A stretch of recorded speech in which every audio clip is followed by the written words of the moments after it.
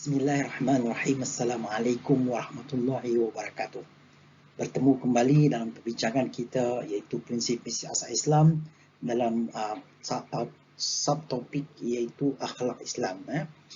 Di mana kita akan bincangkan ada 5 perkara di sini, iaitu pertama kita bercakap tentang perbezaan etika, moral dan juga akhlak. Yang kedua kita akan bincangkan tentang skop akhlak itu apa. Yang ketiga kita akan bercakap tentang apa yang dikatakan mahmudah dengan apa yang dikatakan mazmumah. Dan yang keempat kita bercakap tentang bagaimana kita nak membina akhlak seseorang itu.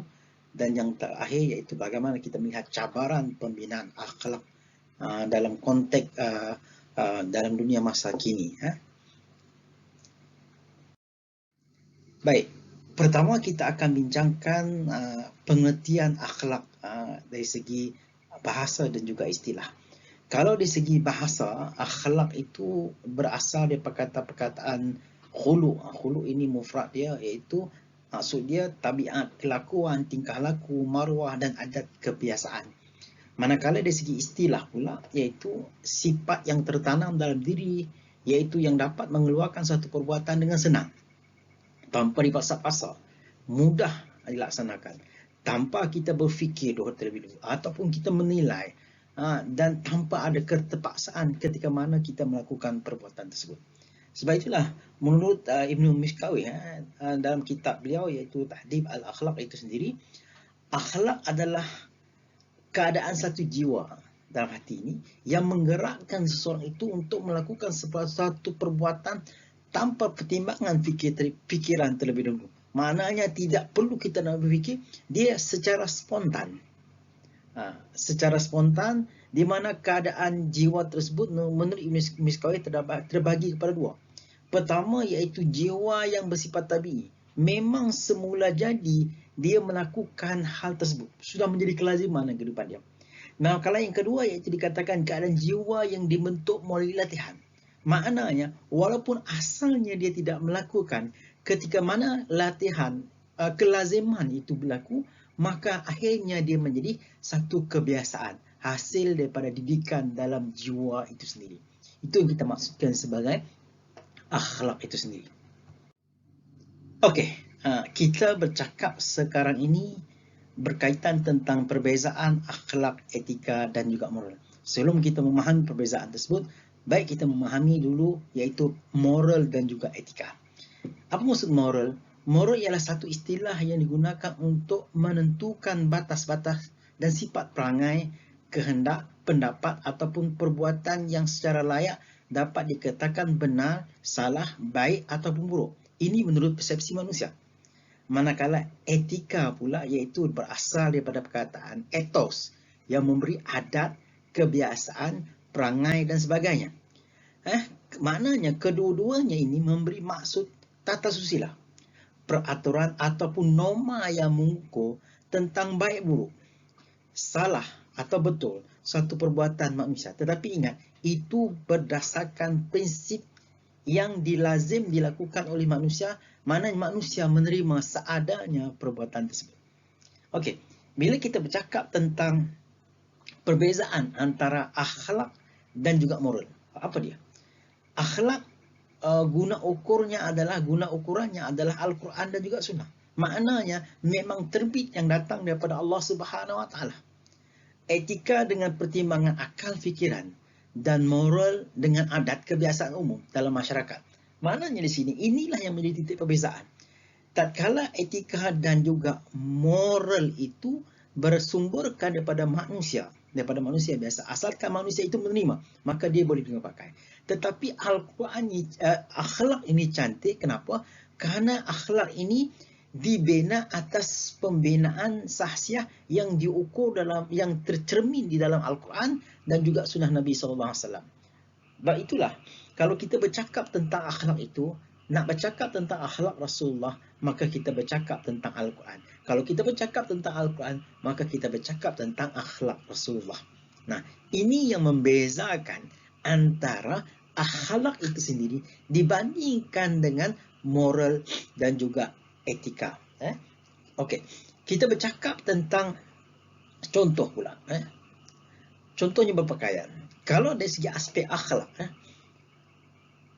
Islam menekankan tentang bagaimana seseorang itu harus wajib menutup aurat.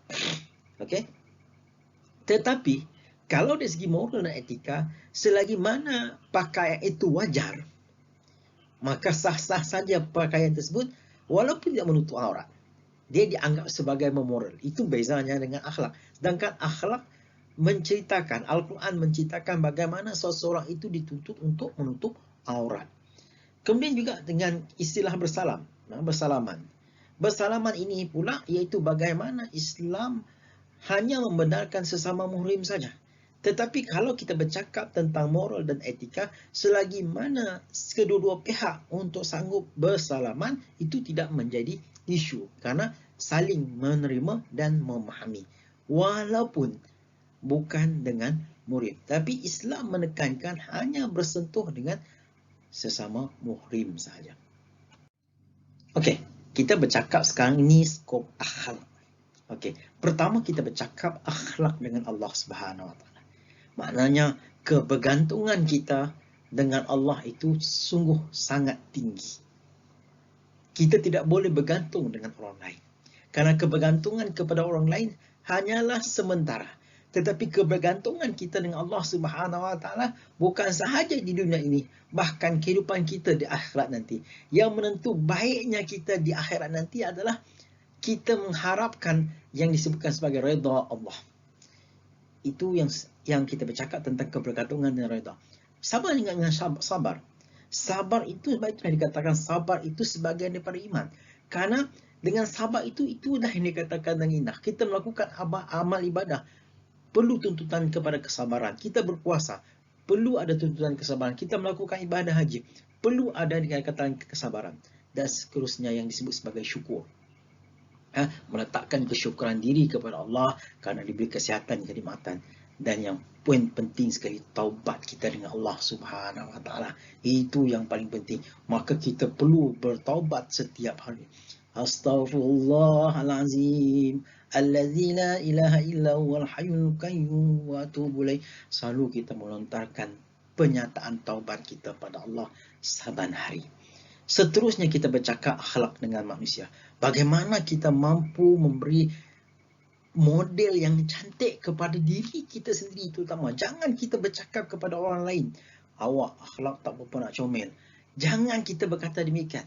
Paling penting bagaimana kita membentuk diri kita sendiri untuk melakukan terbaik dalam kehidupan kita. Kita melihat Al-Quran bagaimana berbicara, maka kita ikut langkah yang terdapat dalam Al-Quran. Sama juga kalau kita bercakap akhlak kita dengan ahli keluarga kita. Bagaimana kita menyintai ibu kita. Bagaimana kita menyintai ayah kita. Bagaimana kita menyintai saudara mara kita. Maka itulah yang paling ditekankan. Sehingga kenapa kita akan rasa bangga sekiranya suatu hari nanti kita bersama dengan ahli keluarga kita di syurga. Amin, amin, amin. Saya mengharapkan semua kita kalangan kita ini bersama-sama dengan ahli keluarga berada di syurga nanti. Kemudian dengan masyarakat, karena kita hidup bukan hanya untuk diri kita sendiri, bukan hanya untuk keluarga, bahkan dengan masyarakat yang lain. Kita menegur jiran tetangga, masyarakat kita kerana Allah, bukan menegur kerana maruah, kerana minta perhatian oleh orang lain, tidak. Tetapi bagaimana kita menegur seseorang itu kerana Allah Subhanahu Wa Taala. Selain itu, ada yang dikatakan akhlak selain manusia terhadap malaikat. Kita malu di hadapan malaikat untuk melakukan perbuatan maksiat. Kita berakhlak dengan namanya jin. Bagaimana? Janganlah kita, contohnya kita kencing dekat hutan sembarangan, kita kencing satu tempat yang mana tempat jin tinggal. Kita jangan melakukan hal yang tidak baik. Kita kena berakhlak dengan haiwan. Jangan kita sepak terajang haiwan. Dan kita mesti berlaku baik kepada alam ini, karena alam inilah yang memberi kita kesihatan, kebaikan. Tetapi kalau kita merosakkan alam ini, kita sendiri juga yang merana. Kemudian dimensi akhlak itu, kalau kita bercakap, dia berfokus kepada yang baik saja. Fokus kepada yang sifat yang terpuji yang disebut sebagai mahmudah. Sifat yang terpuji sebagaimana Rasulullah sallallahu alaihi wasallam. Bagaimana kita meletakkan sifat sabar itu adalah sifat yang baik. Bagaimana kita menghormati di kalangan ahli keluarga kita, jiran tetangga kita, kepada yang bukan Islam, kita hormat menghormati karena kita ini sesama manusia. Dan kalau dapat kita hindarkanlah yang namanya sifat mazmumah, iaitu sifat yang terkeji, yang Islam tak nak kepada ahli masyarakatnya. Tolak yang dikatakan panas baran, jangan kalau ditegur terus melenting dan sebagainya. Tolak yang dikatakan sifat hasad dengki, supaya dalam diri kita ini tertanam hal-hal yang baik saja. Singkirkan aura-aura negatif yang ada dalam diri kita. Buangkan sifat prasangka yang buruk kepada orang lain. Berbaik sangkalah, husnuzan. Berbaik sangkalah kepada orang lain, itu amat penting. Dan yang paling penting, bagaimana kita meletakkan akhlak Rasulullah SAW dalam diri kita. Supaya apa? Suatu hari nanti kita bersama dengan Rasulullah SAW di syurga, karena akhlak kita seperti mana persis Rasulullah SAW. Kemudian, bagaimana kita nak membina akhlak kita? Ada di sini disebutkan 4 jalan. Pertama, dengan pendidikan. Kita melatih diri kita agar kita menjadi orang yang terbaik dalam kehidupan kita. Kita bernekat dalam diri kita. Marilah diri kita ini. Jadikanlah diri kita ini. Bentukkanlah diri kita ini orang yang terbaik di kalangan manusia. Kemudian bergaul. Carilah orang yang baik-baik belakang. Jangan cari teman pergaulan yang jahat. Kalau ada orang mengajak kepada kejahatan, tolong singkir ke tepi. Carilah orang-orang yang sentiasa mengajak kita ke masjid, pergi ke surau, yang sama mengajak mendengar ceramah dan sebagainya. Yang ketiga, carilah environment yang menyokong untuk kita melakukan hal-hal yang terbaik, bukannya menyokong kita kepada benda-benda yang sifatnya negatif. Dan yang keempat, bagaimana kita bercakap tentang pelaksanaan ibadah itu sendiri. Dengan ibadah itulah yang menyebabkan PL kita, perbuatan kita jadi comel.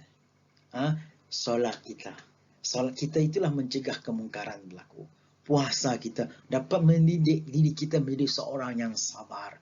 Kita melakukan ibadah haji, kita meletakkan kesabaran yang cukup tinggi, terutamanya di padang Arafah dan juga di Mina, bersama juga di Muzdalifah. Cabaran yang cukup besar kepada kita sebenarnya. Maka tuntutan sabar itu amat penting. Kemudian cabaran pembinaan akhlak itu memang banyak. Saya hanya listkan di sini 6. Pertama, bagaimana pergaulan bebas sekarang ini terlalu kita sangat-sangat menakutkan sehingga lahirlah anak luar nikah. Bila lahir anak luar nikah, maka berlakulah pembuangan bayi dan sebagainya. Kita lihat kes-kes yang ada dalam surat khabar, dalam TV, yang amat kita sedihkan. Bayi yang tidak berdosa itu dibuang begitu saja. Kesian mereka nak ada hak untuk hidup. Yang salah adalah mak bapak yang melakukan perbuatan keji tersebut. Kemudian yaitu minum minuman yang keras. Maka dalam Islam itu, sebab itulah Islam melarang seseorang itu minum minuman yang keras. Karena apa? Bila kita minum minuman yang keras, kita akan lupa diri, kita akan pening kepala dan tidak melakukan hal yang positif. Seks bebas. Sebab apa? Perbuatan-perbuatan kita seperti pergaulan bebas itu menyebabkan seks bebas boleh berlaku.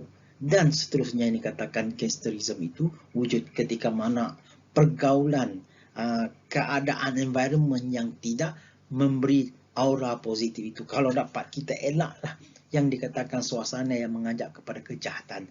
Yang seterusnya yang keenam, kita bercakap tentang tidak berminat untuk belajar. Tentang tuntutan belajar itu daripada kita kecil sampailah kita mati. Dan bagaimana Islam mengatasi masalah ini sebenarnya? Dia ada beberapa jalan. Saya hanya sebut 5 perkara saja. Pertama, doa.